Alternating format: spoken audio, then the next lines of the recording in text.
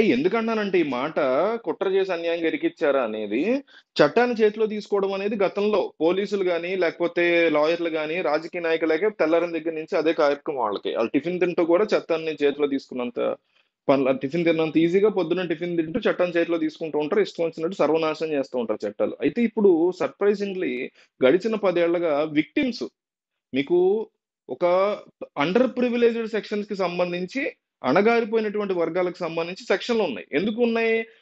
Privileged క్యాస్ట్‌లో వాళ్ళని చాలా తీవ్రంగా తొక్కేసారు గాబట్టి, వాళ్ళని ఇక మీదట తొక్కకుండా, వాళ్ళకేమి కాకుండా, వాళ్ళ మీద ఆ కులం పేరు మీద ఆహ్, దాడి జరగకుండా చట్టాలున్నాయి. Very good.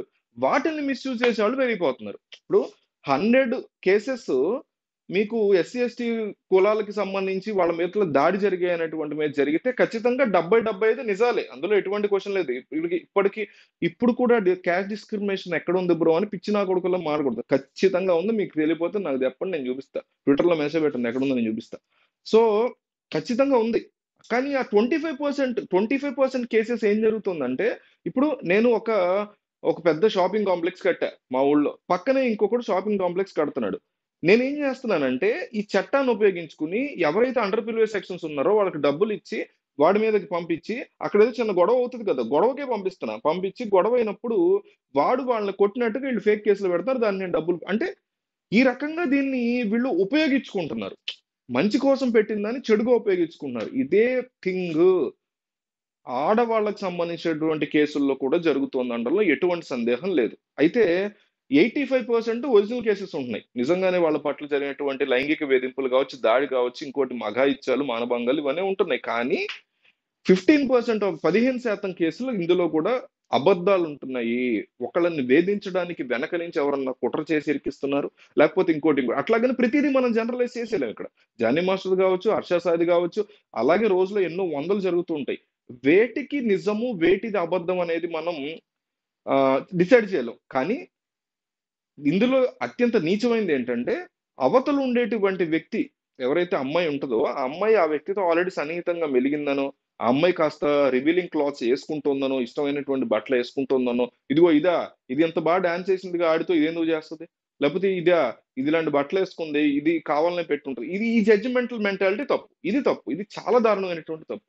ఆళ్ళేసినటువంటి బట్టలు బట్టి ఆళ్ళ మెంటాలిటీని, ఆళ్ళు తెర వెనక పడుతున్నటువంటి ఇబ్బందుల్ని మనం డిసైడ్ చేస్తున్నామంటే, మనంత ఈపీలు ఎవ్వడు లేడు. మనంత ఎర్రి పీలు ఎవ్వడు లేడని మనం అర్థం చేసుకోవాలి. చాలా దారుణమైనటువంటి థింగ్ అది. నీకు ఒక వ్యక్తి కంప్లీట్‌గా బికినీ యేసుకొని రోజంతా తిరిగినా సరే, ఆ వ్యక్తి వెనక ఎంతో రకమైనటువంటి బాధ ఉండొచ్చు, ఇబ్బంది ఉండొచ్చు. ఇప్పుడు నేను ఒక షార్ట్, ఒక కట్ బనీన్ యేసుకొని ఏదన్నా నాకు మంచి బాడీ ఉండుంటే దాన్నేసుకొని ఊరంతా తిరుగుతాను. దాని అర్థం నాకు ఎనకాలేం బాధలు లేవని, నన్నెవడు హెరాస్ చేయట్లేదు, నన్నెవడు ఇబ్బంది పెట్టట్లేదనేం గాదు. ఎన్నో రకాలుంటాయి. జడ్జిమెంటల్ మెంటాలిటీని తప్పుగా మనం మానుకోవాలి. అయితే హర్ష సాయిని ఇందులో తీవ్రంగా ఇరికిచ్చినటువంటి సిట్యుయేషన్ ఉందా అనేది క్వెషన్. ఎందుకంటే ఈ అమ్మాయి బయటది గాదు. 'బిగ్ బాస్' ఓటీటీలో అమ్మాయి వచ్చింది. ఆల్రెడీ మనం వీడియో చేసాం. ఆ అమ్మాయి బ్యాక్‌గ్రౌండ్ ఏంటిది మన ఛానెల్‌లో చూడండి. అద్ ఆ 'బిగ్ బాస్' ఓటీటీ పక్కన పెడితే ఈ అమ్మాయి ఇతనికి అత్యంత సన్నిహితురాలు. ఈ 'మెగా' అని ఒక సినిమా తీసాడతను. తీస్తూ మధ్యలో ఆపాడు. ఇది జరిగింది. అందులో కూడా ఈ అమ్మాయే హీరోయిన్‌గా తీసుకున్నాడు ఇతని పక్కన. చాలా క్రూషియల్ క్యారెక్టర్ ఇచ్చాడు. హీరోయిన్ గాని ఇంకోటో మరి మొత్తానికి చాలా క్రూషియల్ క్యారెక్టర్ ఇచ్చాడు. ఆ అమ్మాయి ఆ సినిమాకి సంబంధించి చిన్న ఫంక్షన్ చేస్తే అందులో కూడా మాట్లాడింది. సో, ఇదంతా కూడా ఆహ్, అంటే డౌట్స్ వస్తున్నాయి. అసలు ఆ అమ్మాయి కావాలని చేసిందని నేను అంట్లా. ఈ మధ్య కాలంలో ఇవి పెరిగిపోయేసరికి ఏమవుతుందంటే, పోన్లేరా చట్టాలను ఉపయోగించుకొని బయటకొచ్చి పాపం వాళ్ళకి పడుతున్నటువంటి ఇబ్బందుల్ని చెప్పుకుంటున్నారు అని సంతోషపడాలా? లేక చట్టాల్ని మిస్‌యూజ్ చేస్తూ వీళ్ళు ఈ రకంగా ఇబ్బందులు గురి చేయడానికి టార్గెటెడ్‌గా డబ్బుల కోసం, లేతే పగ ప్రతీకారం తీర్చుకోవడం కోసం చేస్తున్నారా అనేది అర్థం కానటువంటి సిట్యుయేషన్ ఇక్కడ. అదే అర్థమైందా? అంటే చట్టంలో ఉన్నటువంటి లొసుగుల్ని ఎంత జాగ్రత్తగా ఉపయోగించుకుంటున్నారనేది కొన్ని ప్రైమరీ థింగ్స్‌ని చట్టాలు కూడా సరిగ్గా రూపొందించాలి. చట్టాలు కూడా మీకు అండర్ ప్రివిలేజ్ సెక్షన్ సంబంధించిన చట్టాలు కావచ్చు, ఆడవాళ్ళకి జెండర్ పరంగా వాళ్ళ మీద వేధింపులొచ్చేటువంటి సెక్షన్‌లు కావచ్చు, వాటికి కూడా కొన్ని నిర్దిష్టమైనటువంటి ప్రమాణాలను యూజ్ చేయాలి. ఇప్పుడు ఒక అమ్మాయి నాతో కన్సెంట్‌తో చేసింది.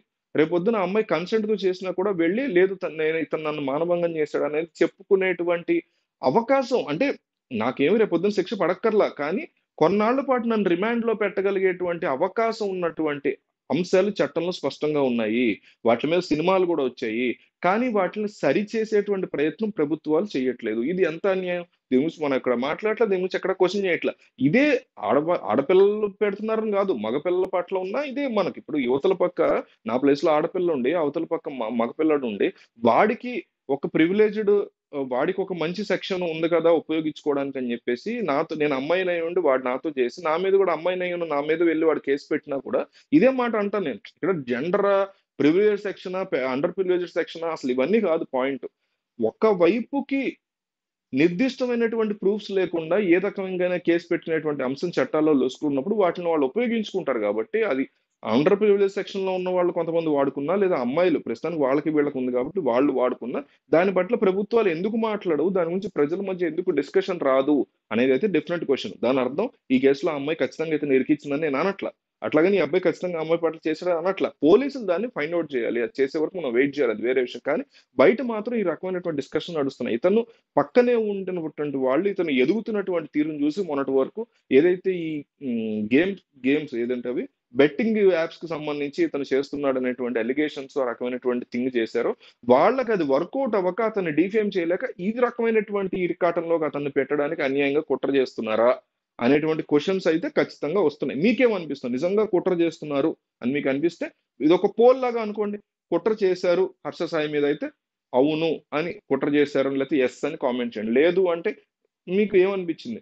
నో ఎటువంటి కుట్ర లేదు అని మీకు ఏది అనిపించింది అనేది ఖచ్చితంగా కింద మీరు అభిప్రాయాన్ని కింద రాయండి.